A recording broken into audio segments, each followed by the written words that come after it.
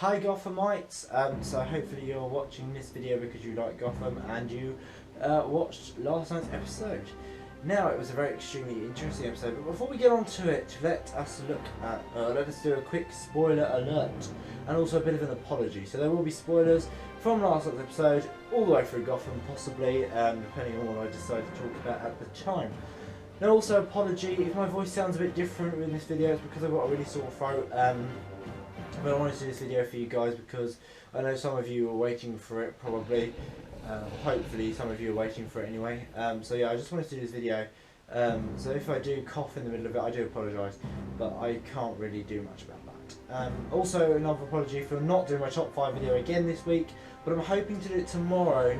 We might move the top 5 videos to Wednesday while I'm doing the living room, while we're decorating the living room, or to any time during the week when I can do it now. So yeah, I hope you enjoy this night episode.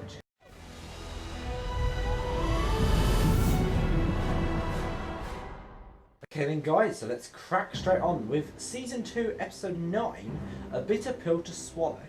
Now the title itself, I think, was kind of a reference to the saying a bitter pill to swallow, which means kind of it's hard to come to terms with something. And a lot of the characters kind of had a hard time understanding something last night. So like the villains have a hard time coming to terms with what actually has just happened in their lives and how this can actually be used to their advantage, and how Jim's ordeal last week, he's coming to terms with that still. So yeah, I think that's what the title is. So my 5 words or under is only are 4 words this week.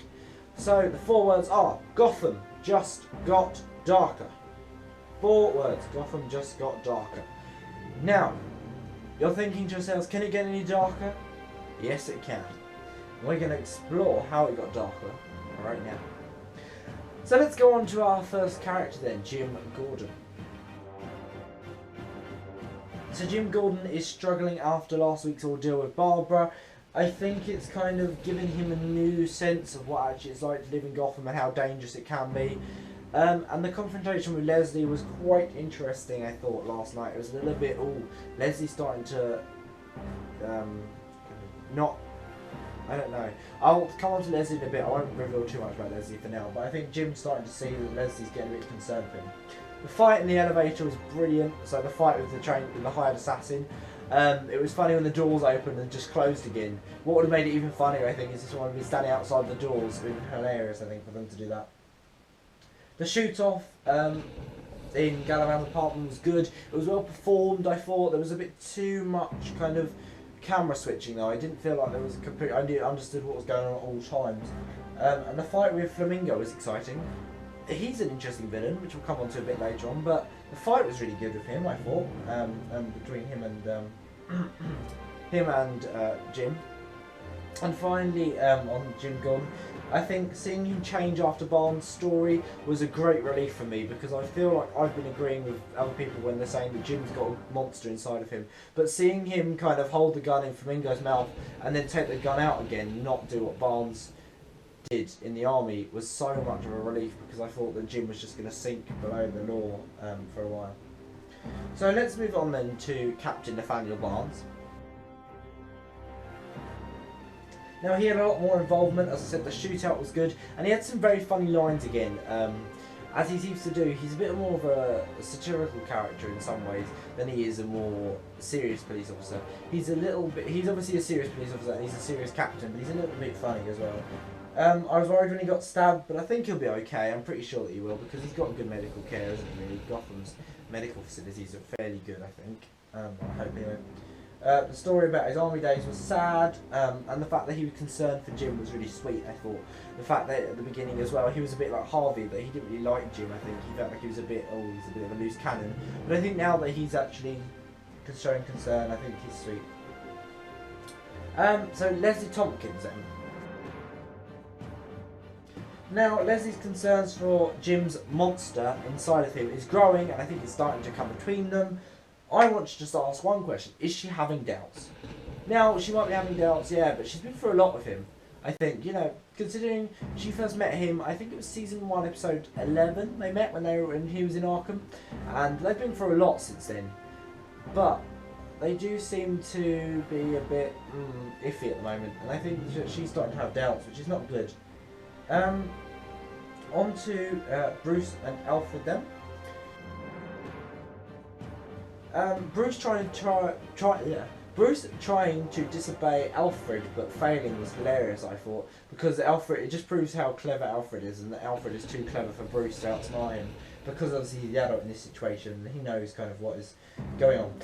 Bruce's quest to find his parents' killer is now getting a bit dangerous, I feel. The fact that he wants to go over Silver's hotel room, and I think Silver has a hold over him that Selena kind of had, and we saw it with Selena a bit in season 1, but we didn't really see a lot of it. But Silver seems to be getting her claws in there a lot more than Selena had the chance to. And Alfred's concern is sweet, I think, and it's very much a father figure's concern. I think Alfred is very much Bruce's father figure now, as opposed to his actual father, who was killed back in season 1, episode 1. So, Penguin waking up in Nigma's bed, I think that was quite interesting, the fact that Nigma took him, and I think his humane side was really prominent this episode. We heard him with the song Nostalgia, we had him with kind of everything else that was to do with it, and reflecting on his mother's death and everything else. And I think realising he was free will continue to make him even more dangerous now. But I also want to know, will he continue to work with Nigma, or will he kind of screw him over and just get rid of him and work solo again? I want to know that. Post in the comments what you think about these two. I really like them. I think they're brilliant together. Which leads me naturally on to the Riddler. I'm not going to call him Nigma anymore. I'm changing his name completely. I think because he's been taken over and his personality's merged, I'm just going to call him Riddler from now on. He is now the Riddler. So I think he was fantastic. I think he enjoyed telling Penguin about his murders that he'd committed. And I think the fact that when he told Penguin he was free, the fact that it sent shivers down my spine basically showed how much it was well acted and how well it was written and everything else. And I think the fact that he provided one of Galavan's men for Penguin to kind of kill was both devious, but it was very exciting. Selena Kyle, again, we'll move on to. So, she only had one scene, but she says that she has proof that Silver is a fake. What I want to know is, A, is the proof real? Has she got real proof? And if so, what is it? And B, will Bruce believe her and want to find out what it is that she's got? Because I feel that the friendship between them is growing weaker and weaker by the week, and it's not good, because I really want to see them become friends again. So, on to our new villain of the week. I don't know if I'll see any more of him, but I really... so, Eduardo Flamingo, I think his name is. He had an interesting introduction scene. The idea of that he was a cannibal, the fact that he chopped someone's ear off and then almost ate it, and I think it was really, like, ooh, it was a little bit... Fight with Gordon was well acted, it was very exciting. And then finally, his final scene where they were trying to get him into the police station, and then he bit Parks like a vampire, killing her. It was so vicious and it was disgusting, and I thought it was a vile death. It was horrible, but it was extremely interesting. And finally then on to the Galavans. Now Theo was only in one scene, that was in the prison where him and Talif were talking, but he was still plotting, it seems. And Tabitha hiring professional killers basically to kill Gordon proves how good he is and proves how hard he is to get rid of, really, because all of them failed. And I think that's amazing. The fact that he beat them all off, really. There was no Harvey, no Barbara, no Butch, no Zaz, and still no Lucius.